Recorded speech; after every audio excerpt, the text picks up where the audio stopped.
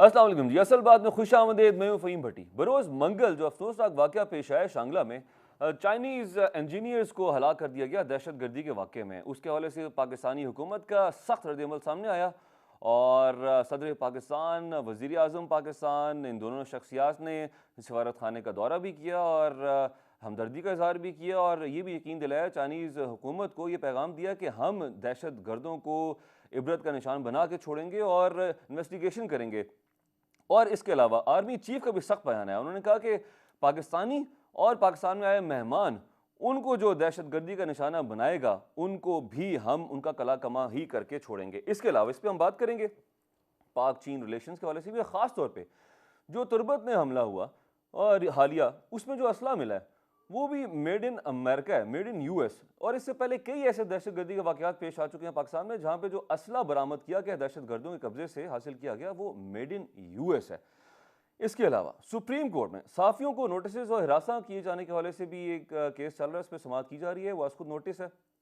पाकिस्तान में 1992 से लेकर अब तक 64 सहाफ़ी मारे जा चुके हैं। सहाफ़ियों के क्या मसले मसाइल हैं, किस तरीके से और कब इस मुल्क में सहाफ़ियों को वो साजगार माहौल मुहैया किया जाएगा जिसमें वो सहाफ़त का पेशा जो है उस में जिम्मेदारियां अपनी बखूबी अंजाम दे सकते हैं। नादरा का रिकॉर्ड जी, अगली खबर जो है जो आज हम डिस्कस करेंगे, थोड़ी सी पुरानी हो चुकी है लेकिन इसमें गुज़श्ता 5 साल में 27 लाख अफराद का डाटा वो लीक हुआ है। 27 लाख अफराद का डाटा क्यों लीक हुआ है, कौन जिम्मेदार है? 8 से ज़ायद अफराद जो हैं इस वक्त इस पर मुअत्तल हो चुके हैं।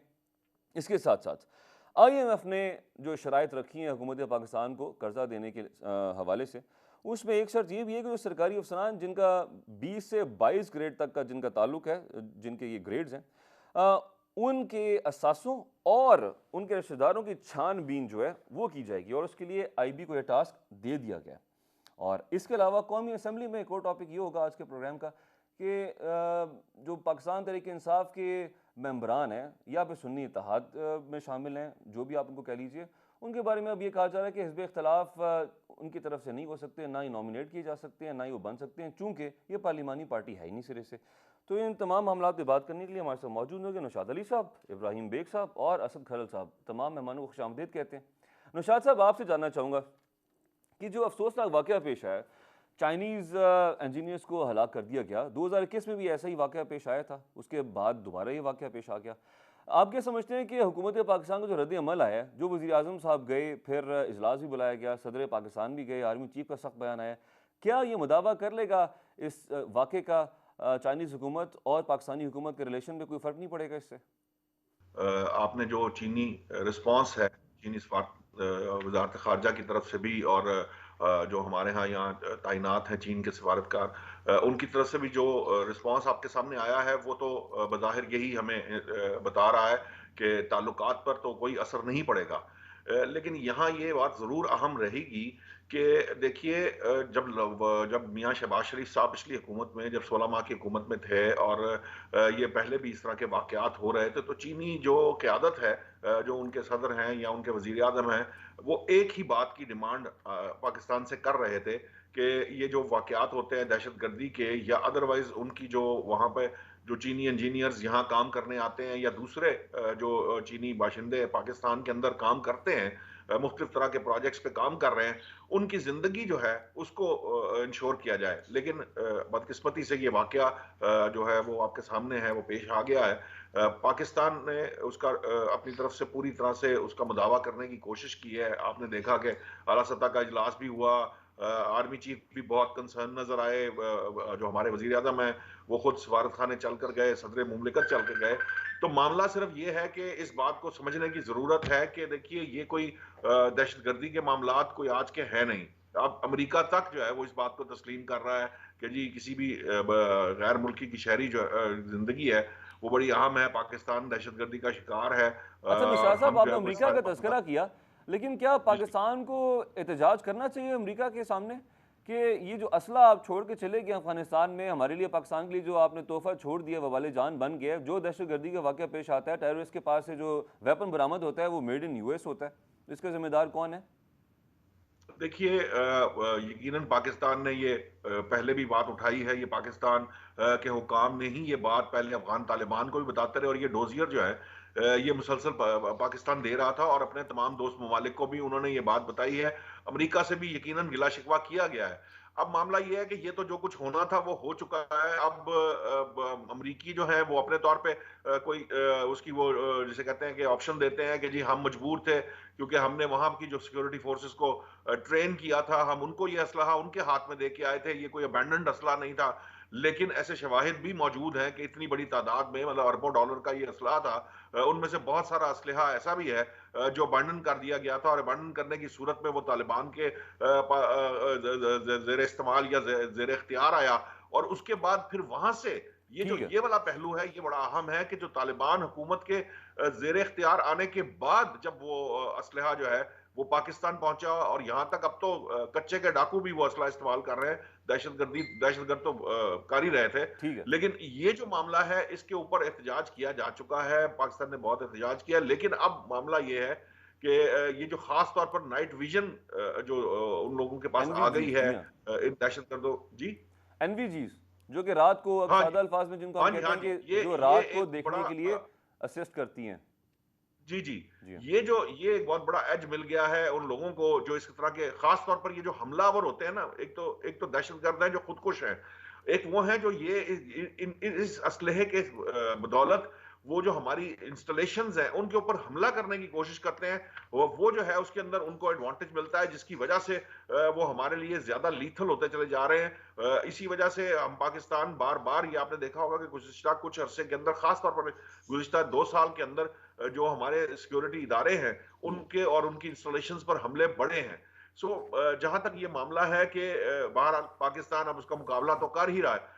बदकिस्मती से हमारे दोस्त ममालिक, खास तौर पर अमेरिका, हमारा उस तरह से साथ नहीं देता।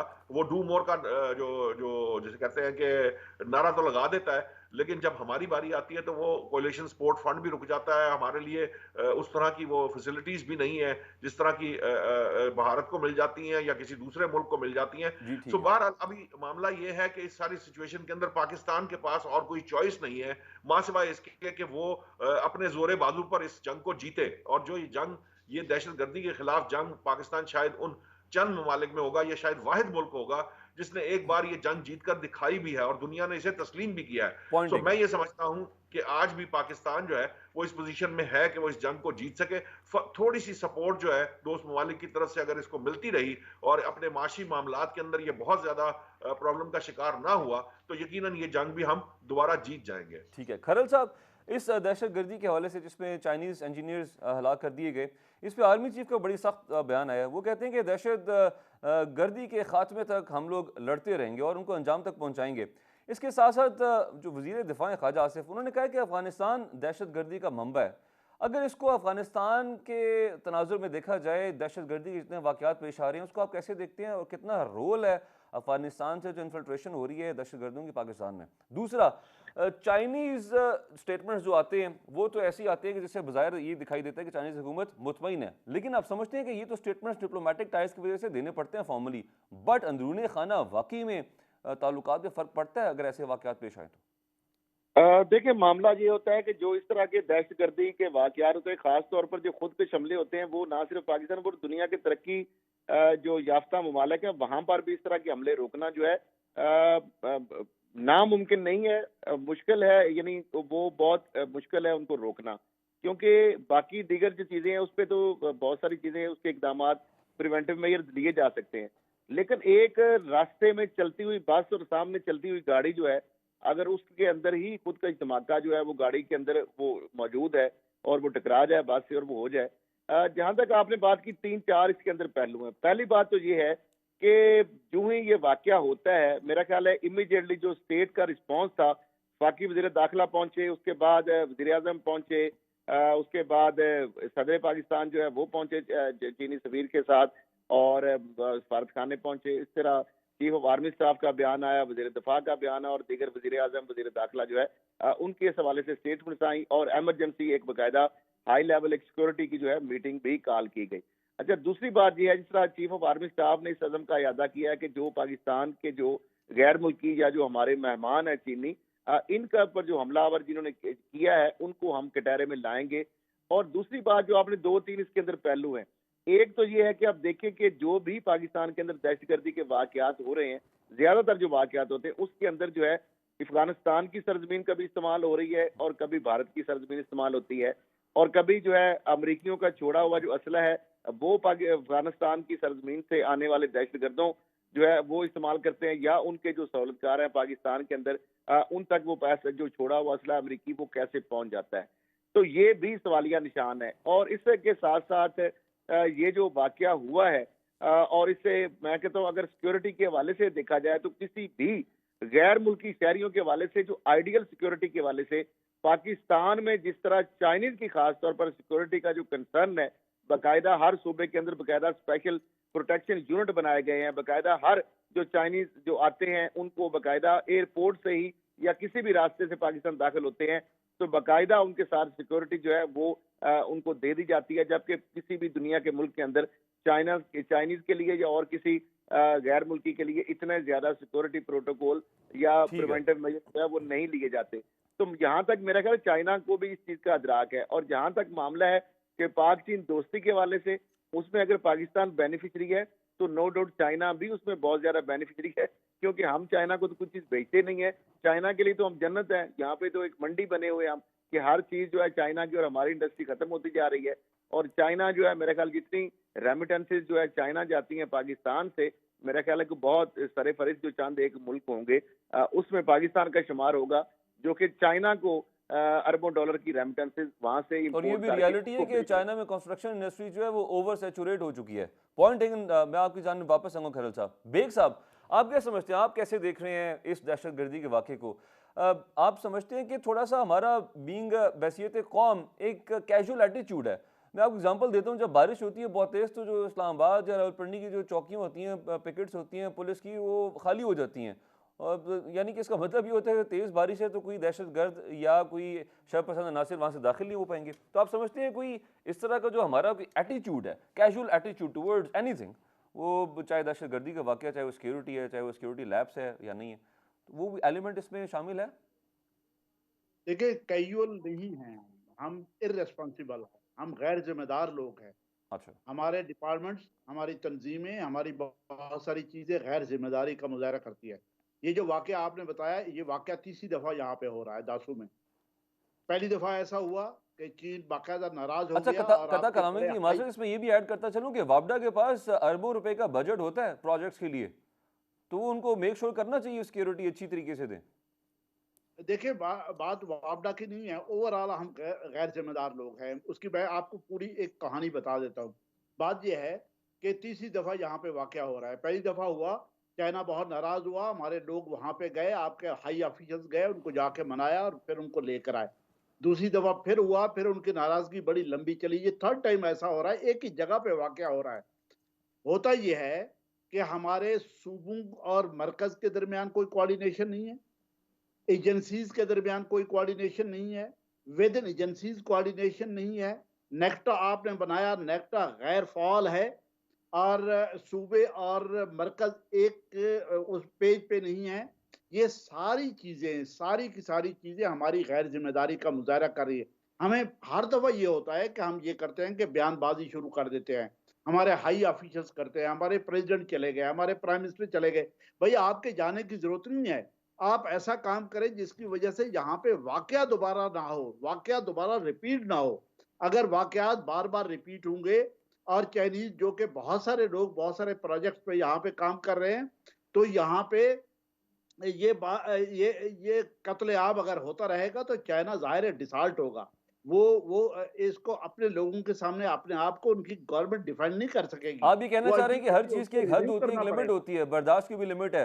आप ये समझ रहे हैं कि एक स्टेज आएगी कि जब चाइना इसको एक्सेप्ट नहीं कर पाएगा? यही बात मैं कहता हूँ कि ये सैचुरेशन पॉइंट भट्टी साहब काफी देर से आ चुका है।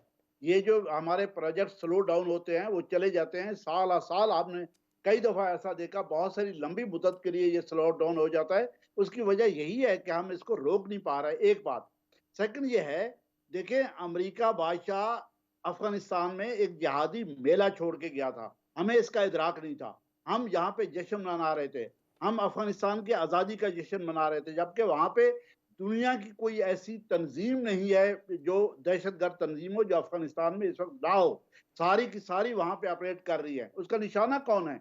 उसका निशाना पाकिस्तान है, चाइना है, पाक चीन दोस्ती है, रशिया है, ईरान है। हम सब इसका निशाना है। और हम इतने कमजोर हैं, ईरान में भी बहुत सारे वाकयात हुए लेकिन हमारे यहाँ बहुत ज्यादा, हम भी उसका निशाना है। और सेकंड ये है कि चाइना और हमारी दोस्ती उसका बड़ा निशाना है। एक और चीज है, उस पहलू से हमें देखना चाहिए, वो ये है, देखें, अमेरिका बादशाह एक दफा फिर कोल्ड वार की शक्ल बनाना चाह रहा है। उसने कोशिश की रशिया के साथ लेकिन कोल्ड वार की वो शक्ल नहीं बन सकी। अब वो चाइना के खिलाफ बनाना चाह रहा है।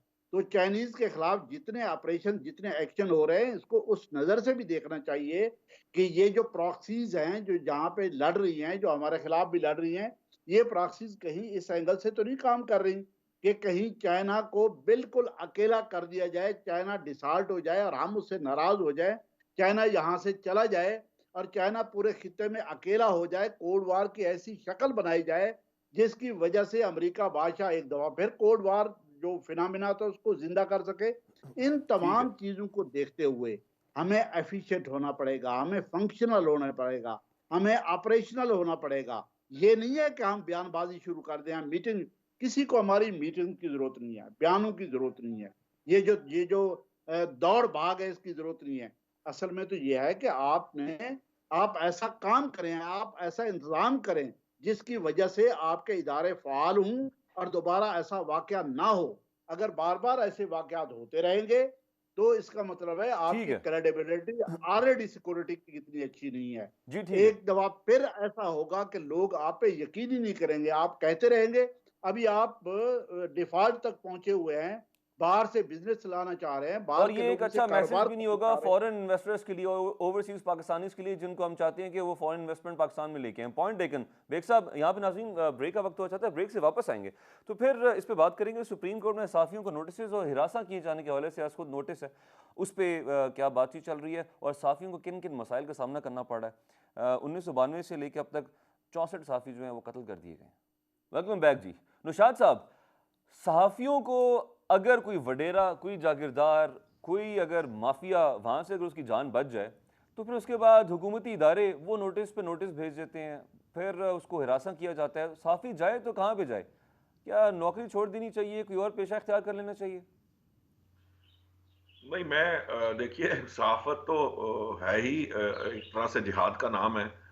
सहाफ़ी जो नज़रियाती सहाफ़त है या सहाफ़ी हैं, वो नज़रियात के लिए लड़ते हैं, वो नज़रिए के लिए लड़ते हैं, वो सच के लिए लड़ते हैं और वो इसी में अपनी जान भी गंवा देते हैं। इसी के ज़रिए जो है वो अवाम को जो है वो इंफॉर्मेशन फ़राहम भी करते हैं। यही उसका काम है, वो उससे तो पीछे नहीं हट सकेगा।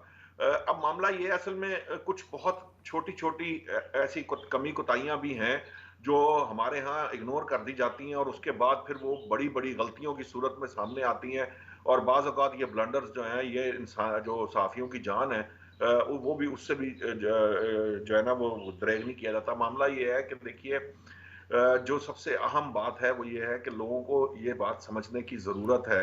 एक तो ओवरऑल मुआशरे को ये बात समझने और ये समझाने की ज़रूरत है कि देखिए, सहाफ़ी जो होता है वो एक तरह का टूल होता है जो आप तक इंफॉर्मेशन पहुंचाता है।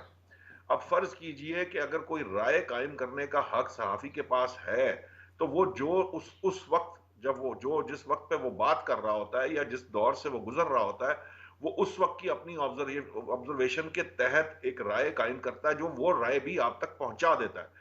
अब उस राय में तब्दीली भी आ जाती है, जैसे जैसे हालात बदलते हैं वैसे वैसे राय भी बदल जाती है। अब मामला यह है कि जो राय आज किसी पार्टी को सूट करती है वो उसके साथ खड़ी होती है और जिस पार्टी के खिलाफ होती है वो उसके मुखालिफ आ जाती है। ये मामला सियासी जमातों की हद तक भी इसी तरह ही है और रियासत के मामलात में भी इसी तरह है, इदारों के लिए भी इसी तरह है। अब मसला है क्या? मसला ये है कि हमारे यहाँ जो ओवरऑल पूरे मुआशरे का, चाहे वो इदारे हों, चाहे हमारे जो है ना वो आप कह लीजिए कि सोसाइटी हो, सियासी जमातें हों, हमारे यहाँ प्रेशर ग्रुप्स हों, इन सब में जो सब्र का मादा है वो कम हो चुका है। हमारे यहाँ जो टॉलरेंस है उसका लेवल कम होता चला जा रहा है टू एन एक्सटेंड कि अब जो है ना भाई भाई की बात सुनने का रवादार नहीं है तो साफी की बात कहां से सुनेगा। अब तो आप सिर्फ एक ही बात कर सकते हैं, या मैं आपके साथ हूं या आपके मुखालिफ हूँ। अगर मैं आपके मुखालिफ हूँ तो मैं बदतमीजी, बदतहजीबी, ये तो गालम वो अमेरिका गलोच, वाली धमकी यहाँ होगी तक जो कि पाकिस्तान को दी थी, इधर यू आर विद अस और अगेंस्ट अस। That's it. इसके अलावा कोई रास्ता अब है नहीं। आप या लेकिन हैं निशात साहब या आप ये नहीं नहीं है। समझते कि जिन जिन साफियों का कत्ल किया गया है, अगर उनके कातलों को सजा दी जाती तो ये फिर वाकयात इस हद तक ना पड़ते। यकीनन देखिए, इंसाफ का जो जो इंसाफ का मेयार ही यही है कि जब सजा सजा और जजा होगी तो ही उसका डेटरेंस पैदा होगा। जब सजा नहीं होगी और किसी को जजा नहीं मिलेगी तो फिर डेटरेंस पैदा ही नहीं हो सकती। फिर वो हर एक के लिए एक ठीक है। आम मामूल बन जाता है। और सहाफी तो अब वैसे भी सबसे ज्यादा सॉफ्ट टारगेट है इस पूरी सोसाइटी के अंदर, बल्कि पंचिंग बैग कह लीजिए। जिसका गुस्सा किसी और पर नहीं निकल सकता, वो आकर सहाफियों पे गुस्सा निकालना शुरू कर देता है। या वो जो है ना, वो उसको उसको अपने अपने अपने जो भी उसके दिल में जज्बात है, वो किसी तरह से वो उभार के, वो पब्लिक टॉयलेट है जिसे सोशल मीडिया हम कहते हैं, वो उस पब्लिक टॉयलेट के अंदर वो अपना गन जो है वो उंडेल देता है। मामला ये सारा कुछ जो है, और इसमें कमजोरी जो है वो हुकूमत की तरफ से भी है और रियासत की तरफ से भी है।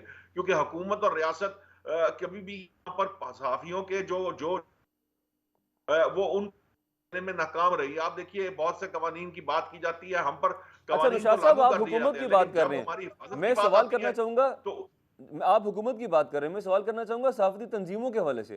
क्या सहाफती तंजीमें, जो तंजीमें रिलाय कर रही हैं सहाफ़ियों के इदारों पे, या जो सहाफ़ी काम कर रहे हैं, जो वर्किंग जर्नलिस्ट हैं उन्हीं पे, उनकी वजह से वो तंजीमें कायम हुई हैं, आप समझते हैं क्या वो अपनी जिम्मेदारी पूरी कर रहे हैं या सिर्फ बराए नाम है? देखिए फ़हीम, देखिए, बाज़ तंज़ीमें ऐसी हैं जो जिसके बारे में शायद आप ये कह सकते हैं कि वो बराए नाम है, लेकिन बाज़ तंज़ीमें फ़हीम वो भी हैं जो हर तरह से अपना काम करने की कोशिश कर रही हैं।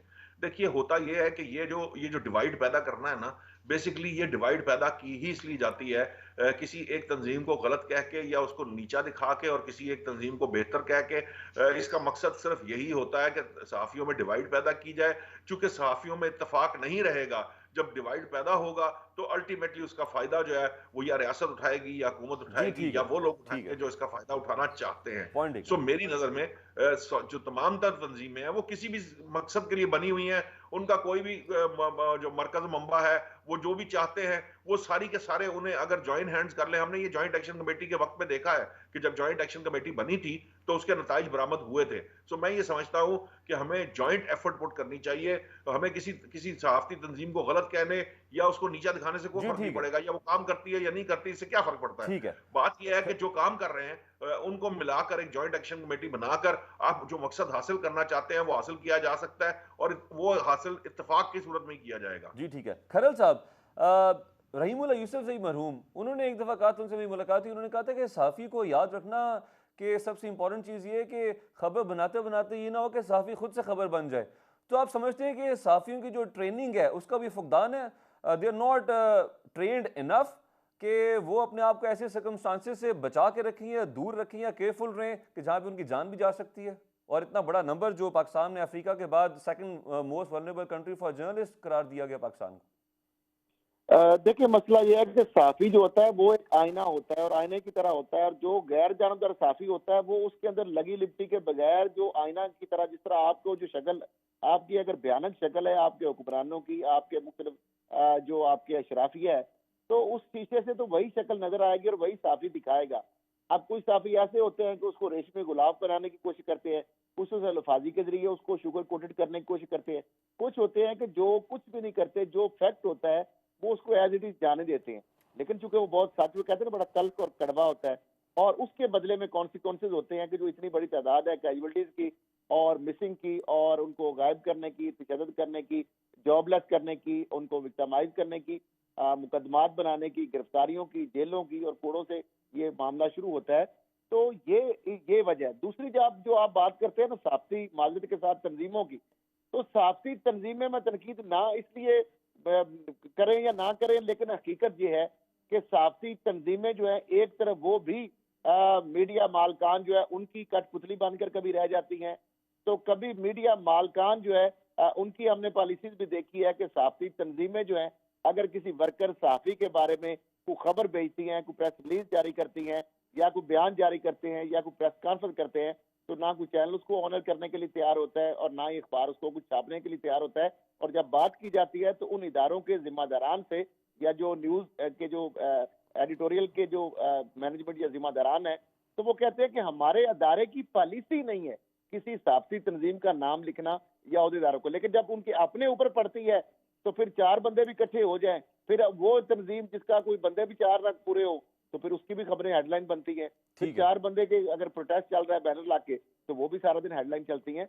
तो मामला ये है कि ये एक हिपोक्रेसी भी है, वो दोनों तरफ है। यानी आप देखें ना कि एक तरफ वो अगर मीडिया तंजीमें साफी वर्कर साफी के हक में अगर काम करने की कोशिश करती हैं तो मीडिया मालकान उनको नहीं चलने देते, और जब मीडिया मालकान के मफाद होते हैं तो उन्हीं साफी तंजीमों को फिर वो पजीराई भी दी जाती है और उनकी हर ठीक चीज जो है। है वो ऑनर भी की जाती है। तो ये चीज है। अब देखें ना कि साफियों के हवाले से अगर बात आपने की कि अगर साफी बेसिकली जिस तरह पाकिस्तान के अंदर कानून जो है ना अमली तौर पर उसकी यही सूरत हाल है कि मकड़ी का वो जाला बन चुका है जो हर ताकतवर उसको फाड़ के निकल जाता है, और बेचारा साफी जो है वो उसके अंदर कभी मुकदमों में, कभी गिरफ्तारियों में, कभी मुख्तलिफ जो विक्टिमाइजेशन के अंदर, और कभी वो जो है जानों का नजराना पेश कर रहा होता है। जी ठीक देखिए है। सहाफत तो एक मुकद्दस पेशा है और बाई चॉइस है ये। इसके अंदर जो है ना ये एक मिशन का नाम है। तो इस मिशन के ऊपर जो भी बंदा करेगा तो फिर in the line of duty अगर वो राय हाथ में जाएगा तो मैं समझता हूँ वो भी शहीद है और हक और सच के लिए। देखिए फिर यहाँ क्योंकि पे कुरान लेकिन पाक के खरल अंदर साहब अल्लाह ने पूरी लिखा है दुनिया में कि देखिए जो बेशक लेकिन जाबर खरल साहब जालिम हुक्मान के सामने कलमा हक कहना जो है अफजल ठीक है। तरीन जहाद है। खरल ये किसी साहब मौलवी की बात नहीं है, कुरान मजीद की अल्लाह ताला का कलाम है। तो खरल साहब लिहाजा अगर पॉइंट टेकन, साथी हक और लेकिन मेरा सच पर सवाल जान ये है देता है तो वो शहीद है, खरल और अगर साहब जख्मी होता है तो वो आपको आवाज गाजी आ है। रही है? अल्हम्दुलिल्लाह।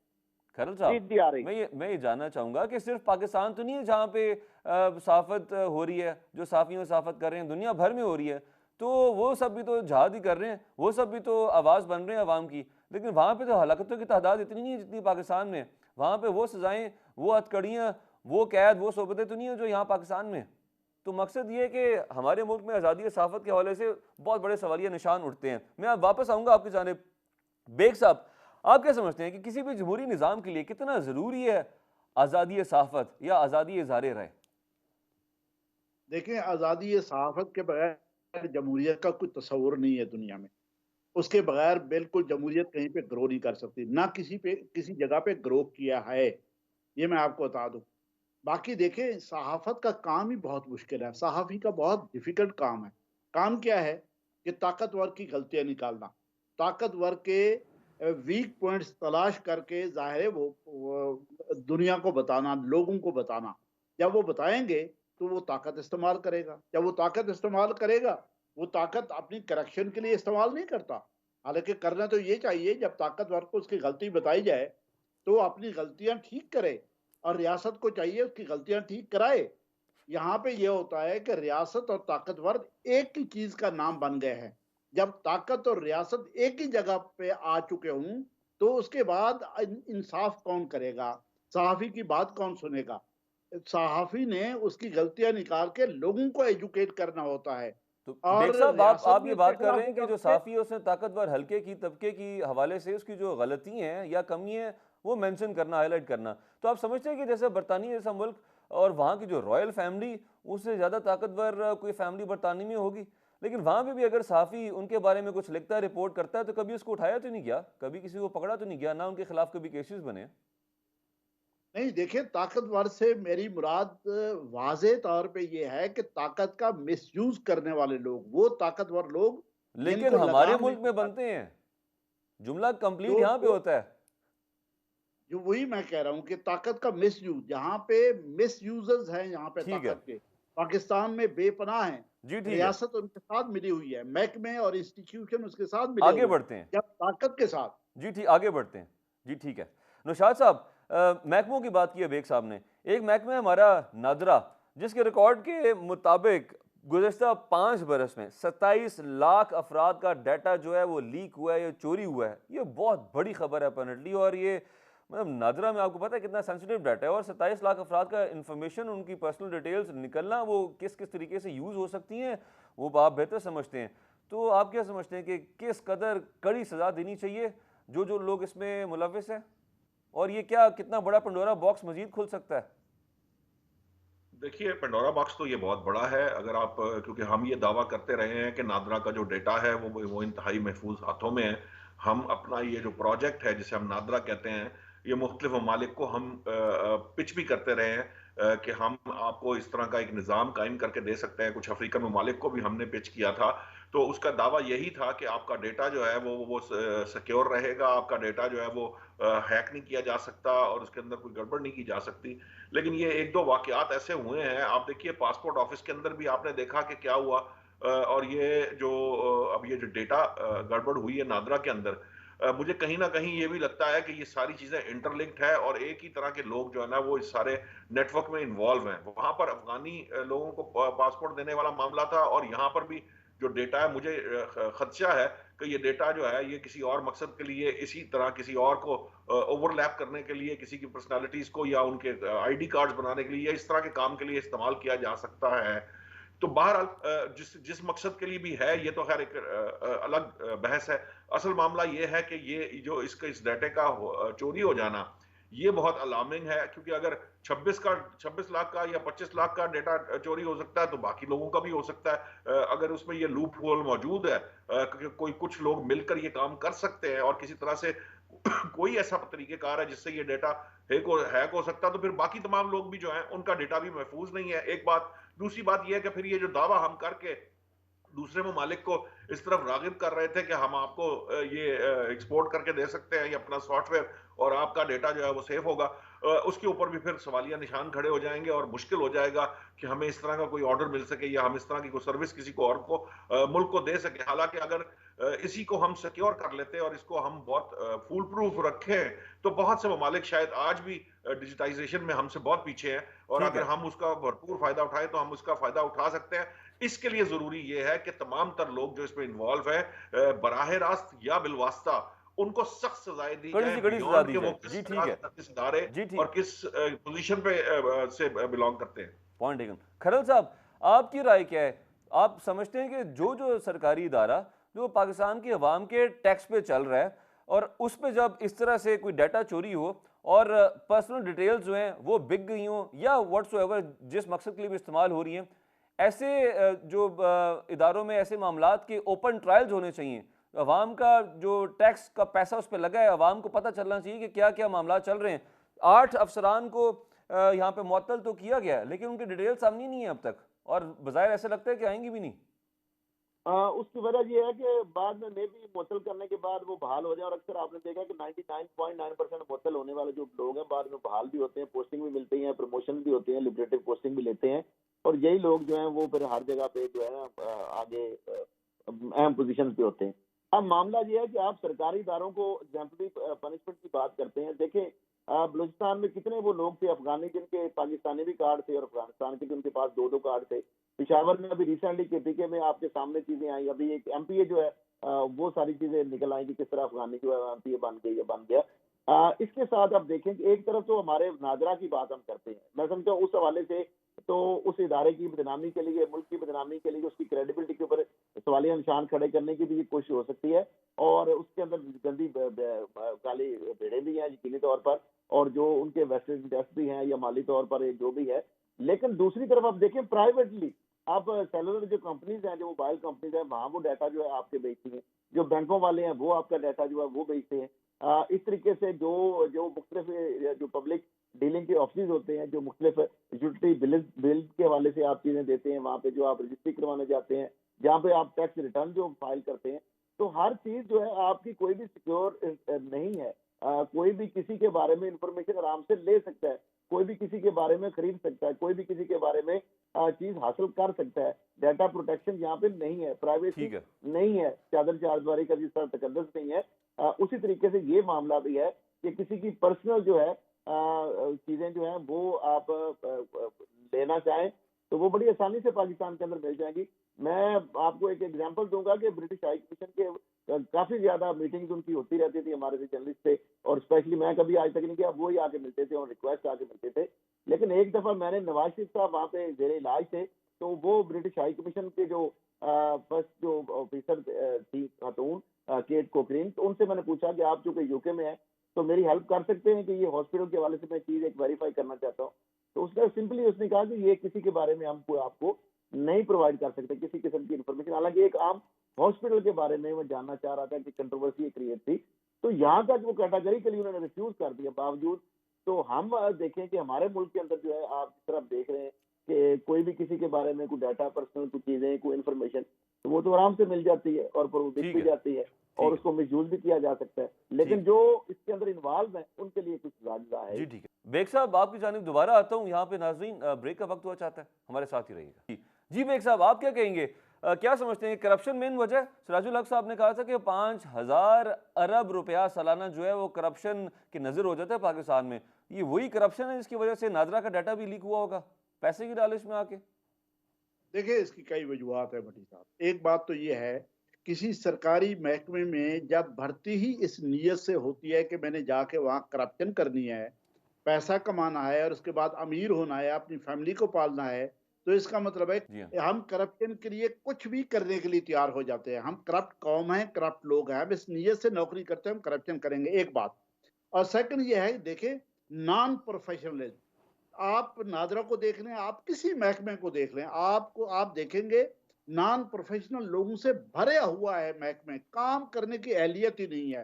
काम करने की जब अहलियत नहीं होगी, जब चीजों को समझ ही नहीं सकेंगे, तो उसके बाद किसी अच्छा भी बेग साहब दो चीजें अ, है ना, एक है इन एलिजिबिलिटी और एक है करप्शन, ये दो रीजंस हैं। दोनों दोनों आप आप समझते दोनों हैं? को मिला ले। एक और चीज तीसरी भट्टी साहब मिला लेते हैं, वो जी ये ठीक है, है।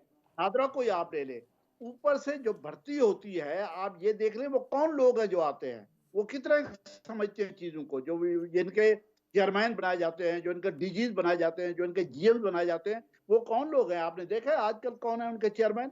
कभी किसी ने सोचा है कि नॉन प्रोफेशनल लोगों के भरने के बाद आपको कि कोई भी महकमा कितना डिलीवर कर सकेगा? जी ठीक आप है। प्रोफेशनल लोगों को लाते नहीं हैं, आप अच्छे लोगों को लाते नहीं हैं, आप मेरिट पे लोगों को भर्ती नहीं करते हैं।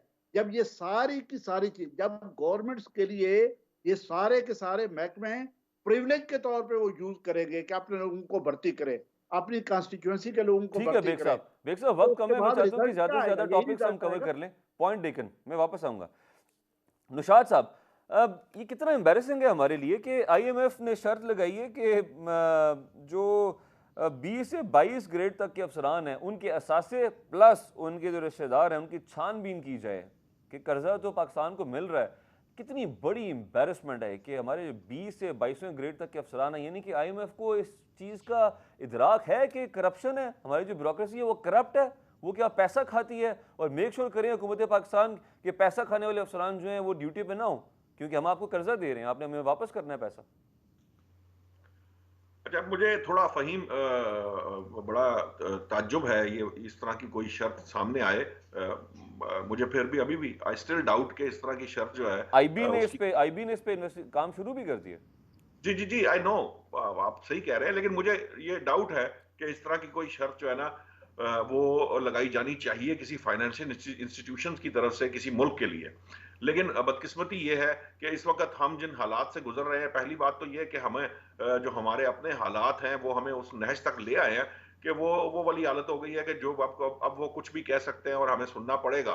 तो जब आपके हालात इस तरह के हो जाएं तो फिर ये जो है ना असूल और ज़ाब्ते और तरीक़ाकार और ख्वाहिशात और ये चीज़ें पीछे रह जाती हैं कि हमारी क्या रिस्पेक्ट रह गई और ये वो पीछे रह गई। उसकी वजह यही है कि हमने अपने लल्ले तल्ले जो है वो बंद नहीं किए।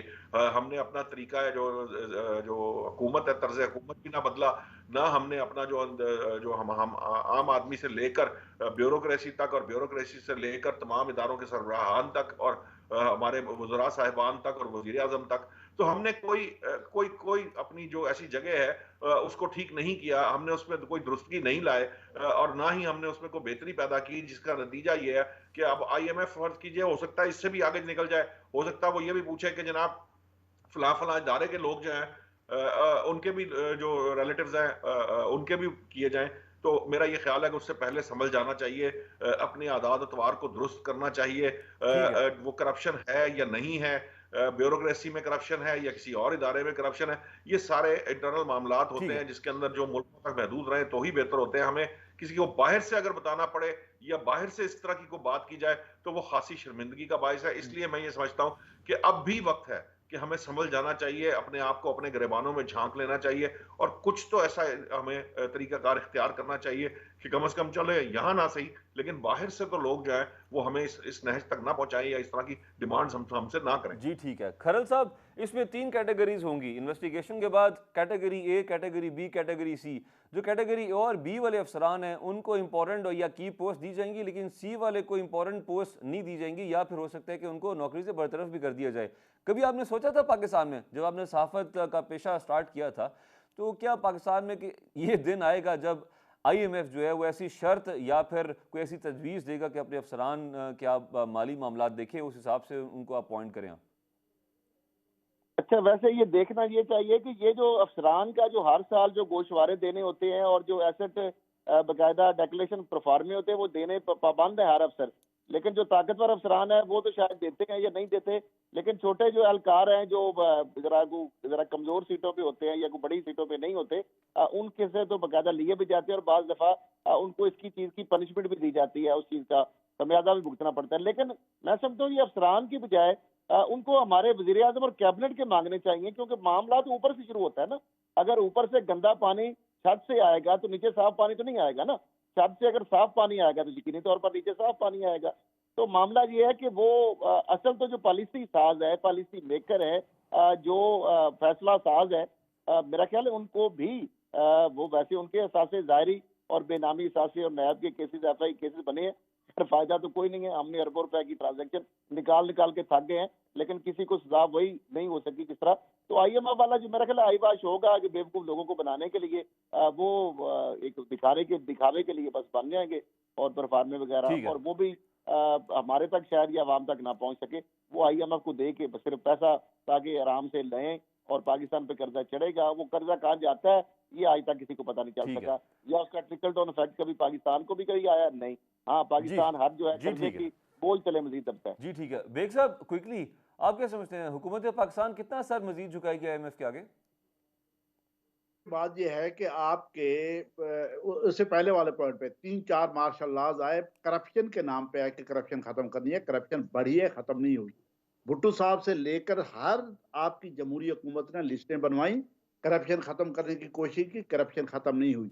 आज भी जो कुछ हो रहा है उसके बाद जो लोग इंस्पेक्शन पे जाएंगे, जो करप्ट लोगों को पकड़ने जाएंगे, उनकी मौजें हो जाएंगी, वो मजीद करप्ट हो जाएंगे, पैसे मजीद बना लेंगे, करप्शन खत्म नहीं होगी। करप्शन खत्म करने का भट्टी साहब एक ही तरीका है, दुनिया जहान में सिस्टम बनाए आप जब तक सिस्टम नहीं बनाएंगे, जब तक इंडिविजुअल पे डिपेंड करेंगे, जब आप पर्सन पे डिपेंड करेंगे, उसका रोल वहां पे मौजूद होगा किसी महकमे में, किसी जगह पे, चाहे सिस्टम के अंदर किसी का रोल इंडिविजुअल का मौजूद होगा, तो वो यहाँ पे इस तरह की हैंकी पैंकी जरूर करेगा। जब ठीक है तक बेग साहब, आप वक्त बहुत सिस्टम कम नहीं रह गया, बनाते एक तब तक मजीद आप एक सवाल करप्शन रह गया, खत्म मैं नहीं चाहता कर हूँ कि तीनों मेहमानों से मैं उसका जवाब ले लूँ। Point taken. जी नुशाद साहब, अनफॉर्चुनेटली गुज़िश्ता 5 बरस में पाकिस्तान से तकरीबन 30 लाख यानी कि 3 मिलियन अफराद कूच कर चुके हैं, बाहर जा चुके हैं। इस वक्त भी जब हम बात कर रहे हैं तो आज के दिन भी 1600 से ज़ायद अफराद पाकिस्तान से जा चुके हैं, जिसमें पढ़े लिखे लड़के लड़कियां, talented degree holders, brain drain हो रहा है। कितना बड़ा लम्हा फिक्रिया है पाकिस्तान के लिए? यकीनन बहुत लम्हा फिक्रिया है, और ख़ास तौर पर जब आप ब्रेन ड्रेन की बात करते हैं तो फिर तो बहुत प्रॉब्लम आती है, क्योंकि अगर आपका ब्रेन ही आपके पास नहीं होगा तो फिर आपका बाकी जिस्म काम कैसे करेगा। तो ये तो एक बड़ी सिंपल सी बात, समझ आ जाने वाली बात है। लेकिन इसके बहुत से पहलू ये भी हैं कि देखिए, आपके पास जब तक आप रोजगार पैदा नहीं करेंगे, आप यहाँ पर सनतों को फ़रोग़ नहीं देंगे, रोजगार पैदा ठीक किए है नुशाद बगैर साहब, आप किस वक्त तरह खत्म हो को गया। खरल सिक्योर साहब, कर सकते हैं। जी ठीक, खरल साहब आप कुछ कहना चाहेंगे इस पे? जी, मैं समझता हूँ कि जो बात उन्होंने बिल्कुल सही की है कि हर जो हुक्मरान हो, नैब का चेयरमैन हो, रजीम जो आती है करप्शन के खात्मे के लिए, तो वो करप्शन खात्मे की बजाय वो मैं समझता हूँ उस पर इजाफा ही होता है। और आज अगर करप्शन फ्री पाकिस्तान होता तो आज पाकिस्तान की ये हालत ना होती, जिसके पास इतनी दुनिया के इतने रिसोर्सेज और नहीं आप है जितने समझते हैं यही पाकिस्तान के वजह है कि पास जो है। 30 लाख अफराद गुज़िश्ता 5 साल में चले गए हैं पाकिस्तान से, ये मेन रीजन यही है?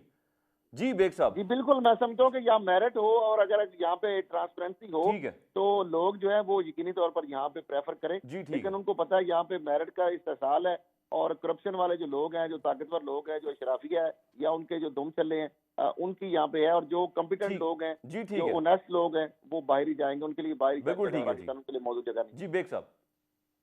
देखिए भट्टी साहब, सीधी सी बात है, जिस मुल्क में इल्म की, ईमानदारी की, काबिलियत की और ओनरशिप की कदर नहीं होगी, वहां से लोग छोड़ के जाएंगे। बहुत शुक्रिया। वहां बहुत किसी शुक्रिया मुल्क को नौशाद अली साहब, इब्राहिम बेग साहब, असद खैरल साहब, आपने हमें वक्त दिया। नाज़रीन, ये था हमारा आज का प्रोग्राम।